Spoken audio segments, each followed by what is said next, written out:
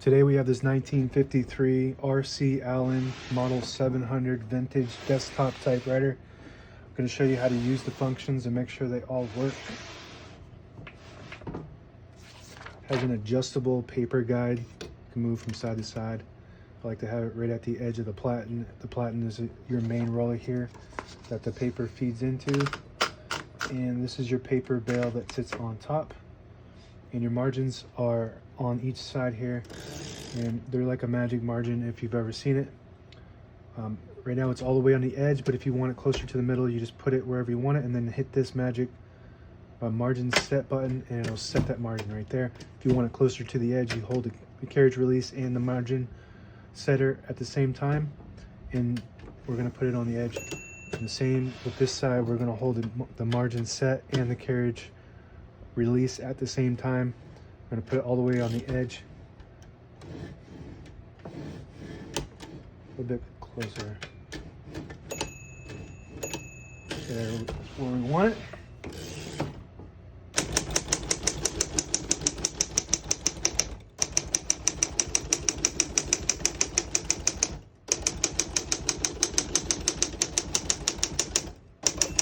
Once you hear the bell, you're at the end of the margin. You hit this line space, get you back to the beginning. It skips 1, 2, or 3.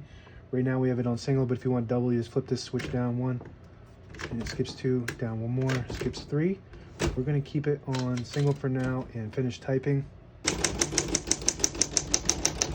As you can see, all the keys type nice and none of them skip or stick. I'll type a sentence on the next line.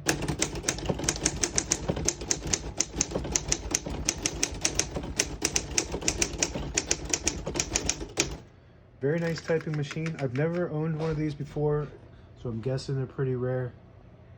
The print looks really good. To pull the paper out easy, you just flip this switch down on the right side here, this switch right here, and it unlocks the rollers underneath the platen, allowing you to pull the paper out easy, or load thicker paper like carbon copy or cardstock. It's got a backspace on the top left of the keyboard that works good. Shift lock and a shift lock on each side. To clear the shift lock, you just press the shift button again. It's got a tab function.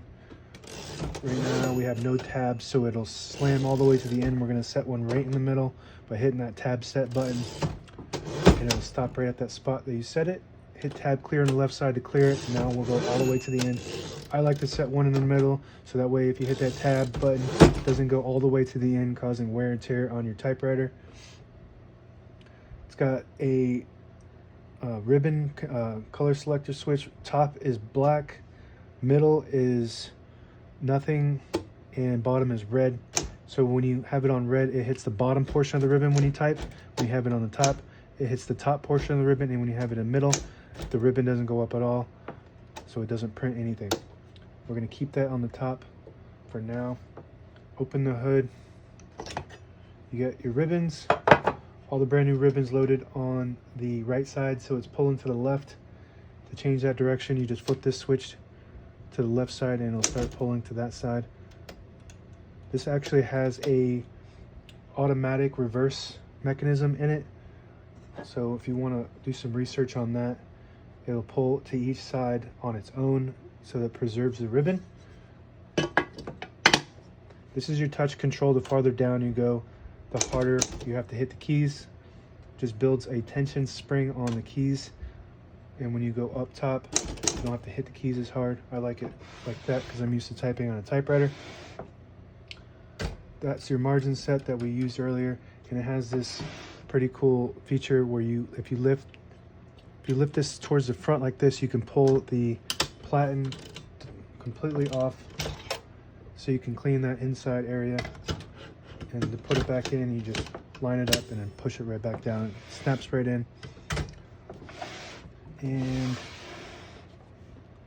that's about it. Now available on eBay or Etsy. Search Brooksaw Antiques.